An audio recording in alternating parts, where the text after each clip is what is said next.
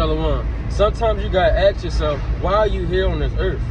You gotta ask yourself, why are you here on this earth? Sometimes when a lot of people that receive that question, they might say, I'm here to work and to provide provide opportunity for my household so my kids don't have to struggle, and I'm here to get money. A lot of people will say, okay, yeah, I'm here to, as a woman, to provide for my household, to support my husband, and to do whatever I need to do to make provision for my household. That's what a lot of people are going to say. But nobody actually considers the generations that's been before them, and nobody considers the generations that are to come after themselves. If things are going the way they're going right now, if there is a generation after us, I'm going to be teaching my son to grow up in this system. I'm going to be teaching my son to go to school. I'm going to be teaching my son how to get good grades and go to the school system, not to learn how to not lust, not to learn how to not covet, not to learn how to not procrastinate, not how to learn active business strategies from a youth up. And he's not going to be learning that. He's going to be learning what? How to remember a curriculum so he can pass the test, so he can continue to work for the rest of his life,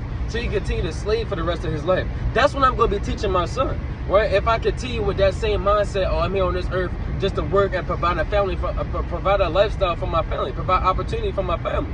We have to understand that this lifestyle that we live in is not it. We are still in slavery. We look at the generations that's been before us. What have they been doing? It was worse for them. They were working even harder than we were. They were working even more strenuous than we were. They were working the 9 to 5s. And for generations before that, they were in the slave field, getting their backs physically beat in. Right? That's what they had to go through. Right? So when you answer that question, what are you actually on this earth for? You should be, that's not a simple question. You're not just on this earth to get money and provide a lifestyle for your family. It's way more than that. With that same mindset, you're gonna keep going in this same loop of oppression, captivity, and slavery until you actually understand that this life has way more to it. Right? If you hate school like I do, if you hate work like I do, if you hate this captivity, if you hate the things that cause you and to force you to be in servitude to provide that opportunity, if you actually hate these things like I do, you have to understand that it's more than just continually in that same cycle, as if there's no alternative, as if there's no outside goal for you to actually look to for you to actually pursue. Right?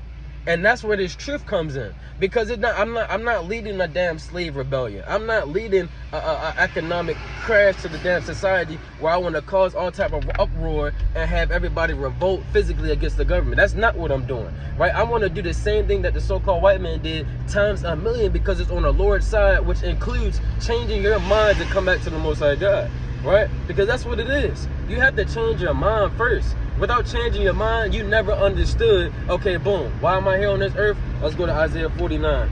All right, I'm going to go ahead and get Isaiah 49 and get this precept in verse number 5. Isaiah 49 and verse 5.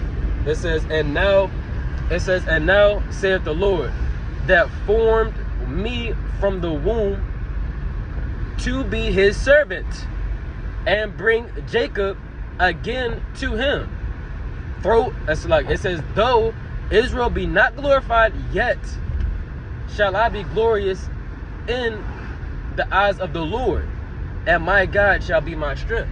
You're here to be a servant to the Most High God, because, as a father like we just spoke about does what? He provides, and he gives opportunity, right? So as a father to the Lord, to the Most High God, we are to serve him because he gives us that opportunity.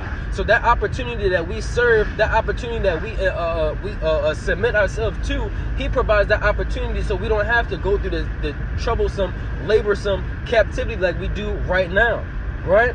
That's why you change your mindset and you actually serve the Most High God. Because if you hate that stuff that we briefly spoke about, right, that's why you serve the Most High God, and you don't just conform yourself to this society. Conforming yourself to this society is not serving the Most High God. It's not. Let's go to 1 Timothy 6 and 10, and then I'm going to close up. 1 Timothy chapter 6 and verse 10.